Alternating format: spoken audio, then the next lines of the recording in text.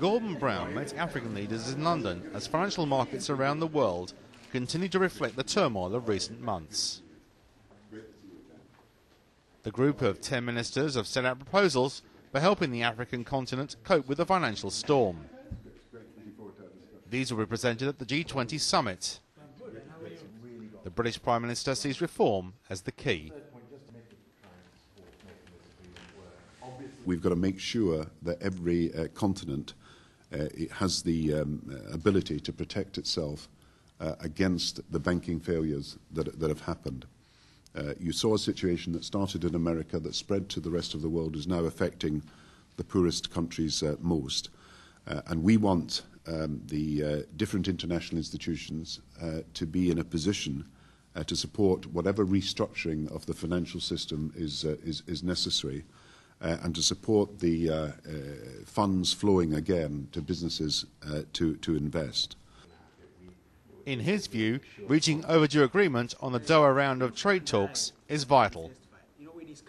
We have to find a way in which we can stop protectionism, encourage people to sign up to Doha, which has, of course, the effect of releasing about $4 billion of extra resources for infrastructure and other support for development, monitor what is happening.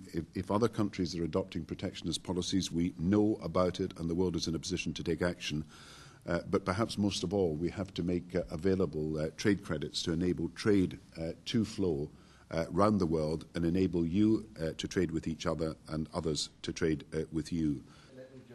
Reform is at the core of his proposals, including setting up a global social protection fund in conjunction with the World Bank. For the outcome of this G20 meeting, we want there to be immediate action, the medium-term reforms that are necessary for our financial system, and we want, finally, the big reforms to take place in the International Monetary Fund and the World Bank that were set up in the 1940s but do not meet all the needs that we have in 2009. And when we set up a preventative facility to enable people to draw on it, I want it to be without the conditionality that normally attaches to International Monetary Fund programmes. The UK Prime Minister also emphasised his support for the benefits of globalisation. The challenge is big. It is not simply getting out of this financial crisis. It is building a global economy that is a force for justice on a global scale. And I believe that we would be true to the Millennium Development Goals only if we see that solving the present financial crisis is part of building a world that is more equal and more fair, and not using the crisis to delay that, but actually seeing the crisis as the means by which we have to move quickly, more quickly indeed, to bring that about. And financial instability could have far-reaching consequences for Africa.